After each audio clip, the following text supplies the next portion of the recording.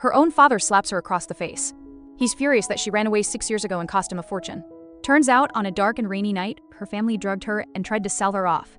Desperate, she escaped into the back of a stranger's broken-down luxury car. The man was a wealthy CEO, waiting for his assistant. She begged him for help right as her father and brother showed up looking for her.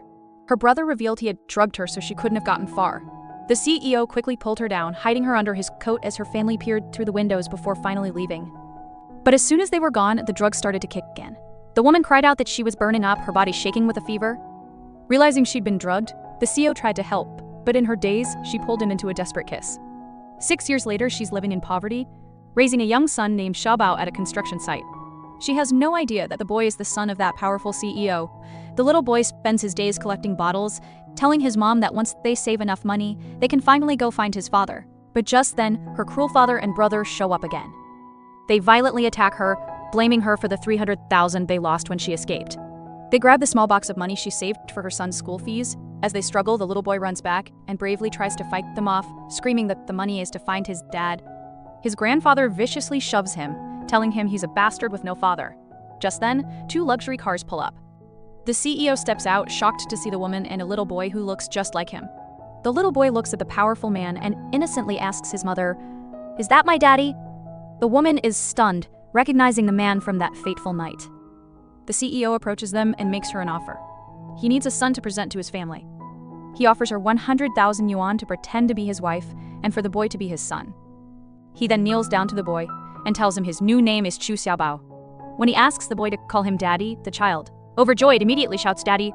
Upon arriving at the family mansion, the CEO's elderly father is ecstatic.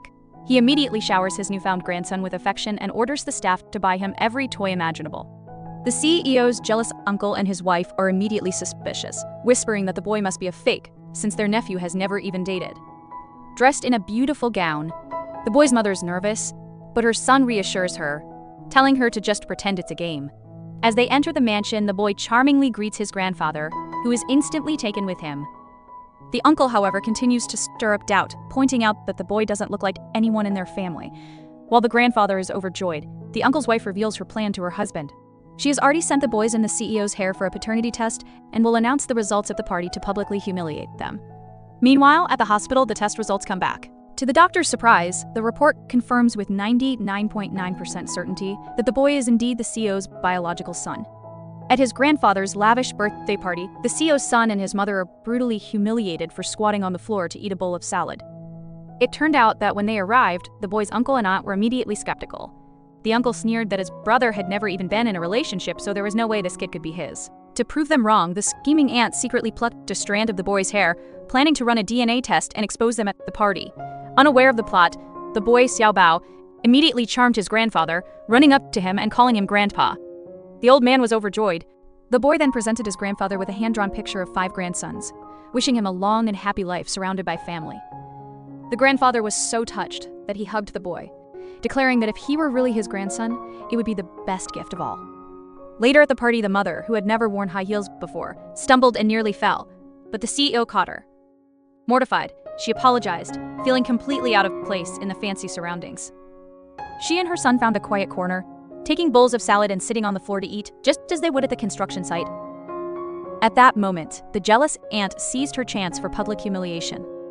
She loudly called for everyone to look at the country bumpkins squatting on the floor to eat. The other guests joined in, mocking them and laughing that even their nannies had better manners. They sneered that a pheasant could never become a phoenix, leaving the mother and son completely shamed in the center of the room as the CEO and grandfather looked on in shock. But then the boy's father, a powerful CEO, walked over, took a plate, and sat down to eat with them on the floor. In the next second, the head of the family himself also joined them, and soon all the guests who had been mocking them felt ashamed. But just as the family was sharing a warm moment, the man's uncle suddenly interrupted.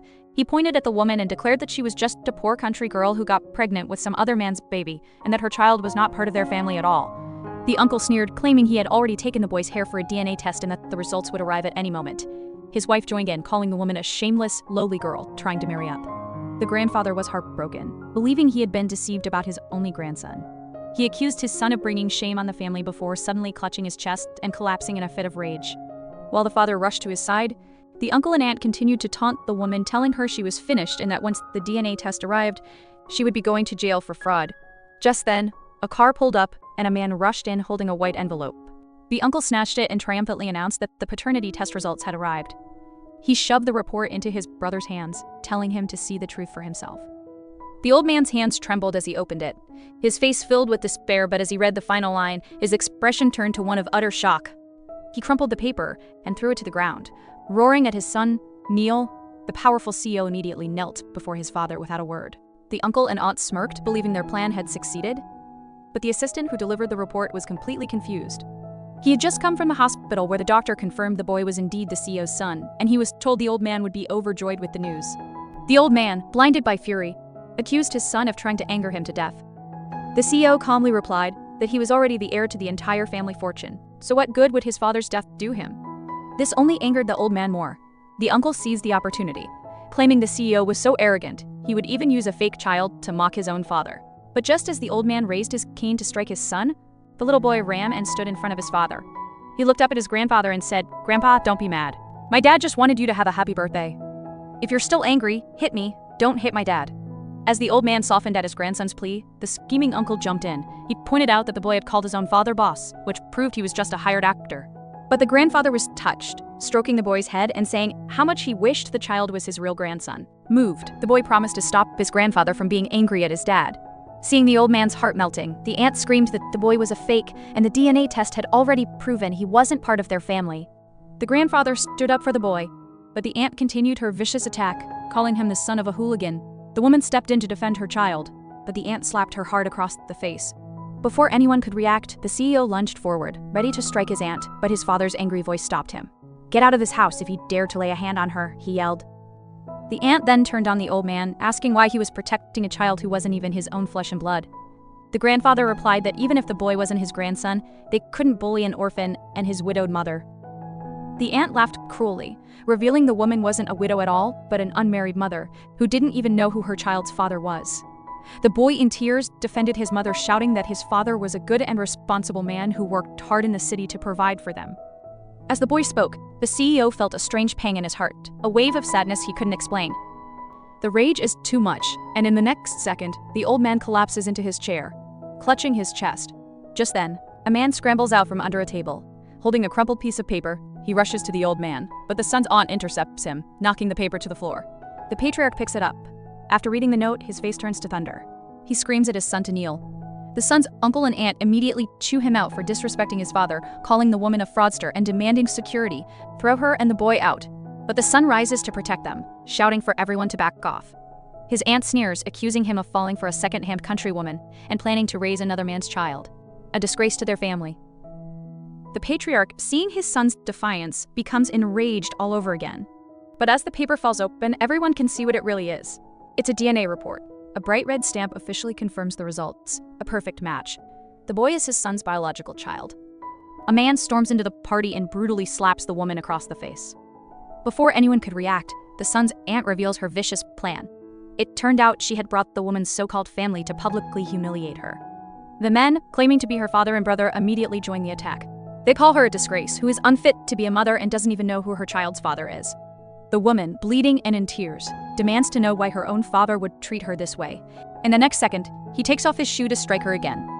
But this time the son lunges forward, grabbing the man's arm and throwing him back. The father shouts that he has the right to discipline his own daughter, but the son declares that on his family's property, no law allows for such abuse. The man then taunts him, asking if he's only defending this woman because he's fallen for her. Although he only just met her, seeing her suffer like this made him feel an unbearable pain.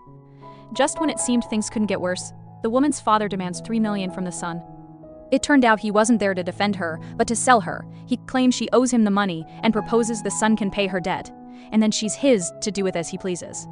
The woman is shattered, demanding to know how she could owe him so much. Her brother reveals the truth. 6 years ago, they sold her into an arranged marriage for a $300,000 bride price, but she ran away.